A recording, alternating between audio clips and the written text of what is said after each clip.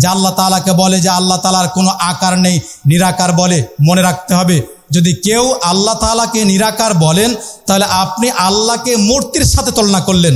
কেন? যিনি নিরাকার তিনি কথা বলেন না, তার কোনো ক্ষমতা নেই, তিনি দেখেন না, তিনি শোনেন না। এই জন্য যে সমস্ত ভাইয়েরা আল্লাহ তাআলাকে নিরাকার বলেন, আপনি সাবধান হয়ে যান, এই কথা খবরদার যাতে আপনার মুখ দিয়ে না বের হয়। বরং আল্লাহ তাআলাকে নিরাকার বললে আপনি মূর্তির সাথে তুলনা করলেন। মূর্তির কোনো ক্ষমতা থাকে না, মূর্তির কথা কিছু বলার থাকে না। এই জন্য আল্লাহর আকার আছে, তিনি কথা বলেন, তিনি দেখেন, কিন্তু আমাদের মতো নয়।